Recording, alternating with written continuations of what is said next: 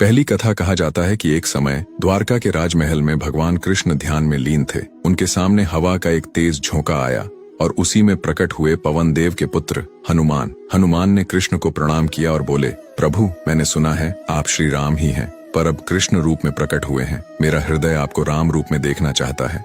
कृष्ण मुस्कुराए। उन्होंने अपनी बांसुरी को होंठों से लगाया और जैसे ही एक मधुर स्वर निकला, हनुमान की आंखों के सामने श्री राम का रूप प्रकट हो गया। सीता, लक्ष्मण और अयोध्या का दृश्य सब मानो जीवित हो उठे। हनुमान की आंखों से आंसू बह निकले। वे दंडवत होकर बोले, प्रभु, रूप बदल जाए, युग बदल जाए, लेकिन मैं तो बस आपका दास ही रहूंगा। कृष्ण ने आगे बढ़कर उन्हें गले लगाया और कहा, और मैं युग युग तक तुम्हारे प्रेम का ऋणी रहूंगा। दूसरी कथा महाभारत के युद्ध के बाद अर्जुन के मन में यह भावना आ गई कि वे कृष्ण के सबसे बड़े भक्त हैं। उन्होंने युद्ध में कृष्ण को सारथी के रूप में पाया, उनसे ज्ञान प्राप्त किया और सोचा कि शायद कोई उनकी भक्ति से बढ़कर नहीं हो सकता। लेकिन भगवान भली भांति जानते थे कि सच्ची भक्ति सिर्फ पूजा या संगति में नहीं, बल्कि निस्वार्थ त्याग और प्रेम में होती है। कृष्ण ने अर्जुन का यह अहंकार तोड़ने के लिए उन्हें एक और भक्त से मिलाने का विचार किया, राजा मोरध्वज। राजा मोरध्वज भक्ति में इतने गहरे थे कि उनके जीवन का हर क्षण कृष्ण के नाम और सेवा में बीतता था। कृष्ण ने ब्रह्म रूप एक साधु का वेश धारण किया और राजा मोरध्वज के दरबार में पहुंचे। उनके साथ अर्जुन भी थे, लेकिन अर्जुन को पता नहीं था कि यह लीला सिर्फ उनकी सीख के लिए है। परीक्षा का क्षण साधु रूपी कृष्ण ने राजा से कहा, राजन, मेरा शेर बहुत भूखा है, उसे केवल मनुष्य का मांस चाहिए। राजा मोरध्वज ने बिना किसी झिझक के कहा, आप जो कहेंगे वह होगा। जब साधु ने स्पष्ट किया कि उन्हें उनके स्वयं के पुत्र का मांस चाहिए, तब भी राजा का चेहरा नहीं बदला। वे अपने पुत्र को लेकर आए और बोले, यदि मेरे पुत्र का बलिदान आपको प्रसन्न कर सकता है तो यह मेरे लिए सौभाग्य की बात है। उनका पुत्र भी पिता की भक्ति और भगवान के प्रति समर्पण में पूरी तरह तैयार था। जैसे ही राजा अपने पुत्र को बलिदान देने को आगे बढ़े, साधु के वेश में खड़े कृष्ण ने अपना असली रूप प्रकट किया, पीतांबर, मोर मुकुट और उनके मुख पर मधुर मुस्कान। कृष्ण ने कहा, राजन, तुम्हारी भक्ति की गहराई देख ली, मैं तुम्हारे पुत्र को कभी कष्ट नहीं होने दूंगा। उन्होंने अपने वृद्ध हाथ से पुत्र को सकुशल जीवित खड़ा कर दिया। अर्जुन की सीख। अर्जुन ने यह सब देखा और उनकी आंखों से आंसू बहने लगे। उन्होंने समझा कि सच्चा भक्त वह है जो बिना किसी स्वार्थ, बिना किसी शर्त के अपना सब कुछ भगवान को अर्पित कर दे। तीसरी कथा। वृंदावन की एक सुनहरी सुबह। गोकुल की गलियों में खुशबू फैली थी और यमुना किनारे कान्हा अपनी बांसुरी पर मधुर राग छेड़ रहे थे। वो धुन ऐसी थी कि पत्ते भी हवा में थम जाते, गायें चरना भूल जाती और गोपियां अपने काम छोड़कर बस सुनती रह जाती। एक दिन वृंदावन में दूर दराज से एक गायक आया। कपड़ों से साफ था कि वह यात्राओं से थका है, लेकिन आंखों में संगीत के लिए प्यास थी। वह कान्हा के पास आकर बोला, लाला, आपकी बांसुरी की धुन ने तो मेरा दिल छू लिया है। क्या मुझे ये बांसुरी मिल सकती है? शायद इससे मेरा भी स्वर पवित्र हो जाए। कृष्ण मुस्कुराए। उनकी मुस्कान में जैसे रहस्य छुपा हो। ले जाओ, अगर ये तुम्हारी है तो तुम्हारे पास रहेगी। गायक हैरान हुआ, लेकिन खुशी से बांसुरी लेकर चला गया। कृष्ण अगले दिन यमुना किनारे बैठे थे, लेकिन उनके होठों पर बांसुरी नहीं थी। गोपियां पूछने लगीं, लाला, आज राग क्यों नहीं सुनाते? कृष्ण बस मुस्कुरा देते, पर आंखों में हल्की सी खालीपन थी। दूसरी ओर वह गायक कई गांवों में बांसुरी बजाने की कोशिश कर रहा था, लेकिन उससे कोई स्वर नहीं निकल रहा था। जितना वह कोशिश करता, उतना ही सुर बेसुरा हो जाता। रात को उसे सपनों में वही धुन सुनाई देती, लेकिन धुन हमेशा कान्हा के होठों से निकलती, उसके हाथों से नहीं। एक रात गायक गहरी नींद में था। उसकी मुट्ठी में बांसुरी कसकर पकड़ी हुई थी। अचानक बांसुरी हल्की हल्की कांपने लगी, जैसे उसमें कोई जीवन हो। धीरे धीरे वह उसके हाथ से फिसलकर हवा में तैरने लगी और बिना किसी हाथ के यमुना किनारे की ओर उड़ चली।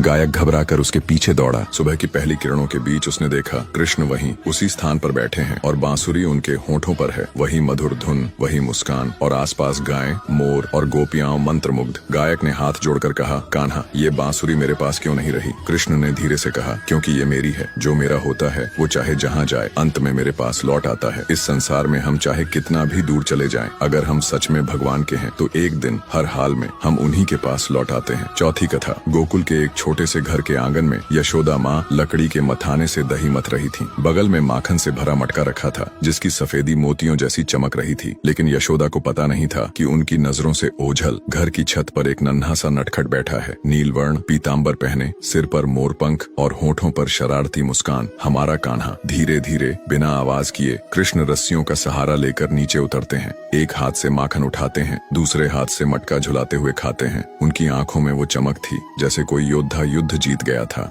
जैसे ही यशोदा माँ पीछे मुड़ती हैं, उन्हें माखन से सना नन्हा चेहरा दिखता है। अरे माखन चोर, फिर पकड़ा गया तू। यशोदा गुस्से में भी मुस्कुरा रही थी। कृष्ण हंसते हुए भागते हैं, यशोदा उनके पीछे। गलियों में धूल उड़ रही थी, गायें और बछड़े इधर उधर हो रहे थे। बच्चे हंसते हुए माँ यशोदा जल्दी पकड़ो चिल्ला रहे थे। भागते भागते कृष्ण एक पुराने पीपल के पेड़ के नीचे जाकर रुकते हैं। वहाँ एक वृद्ध साधु बैठे थे, सफेद दाढ़ी, कांपते हाथ, आंखों में गहरी शांति।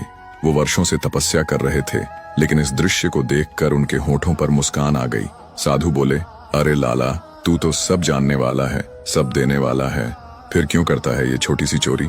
कृष्ण ने शरारती अंदाज में माखन का गोला हाथ में लिया, एक कौर साधु को दिया और हंसते हुए बोले, बाबा, मैं तो जगत को सब कुछ देता हूँ, लेकिन कभी कभी मैं चोरी इसलिए करता हूँ ताकि देख सकूं किसके दिल में मेरे लिए सच्चा प्रेम है। साधु की आंखों में आंसू भर आए। उन्होंने कांपते हाथों से माखन लिया और बोले, तो लाला, ये चोरी नहीं, ये तो मेरे दिल की परीक्षा थी। कृष्ण मुस्कुराए, उनका चेहरा जैसे स्वयं सूरज की तरह चमक रहा था। हाँ बाबा, भगवान वस्तु नहीं चुराते, वो तो प्रेम चुराते हैं। मूल संदेश, भगवान हमसे वस्तु नहीं, प्रेम चुराते हैं। पांचवी कथा।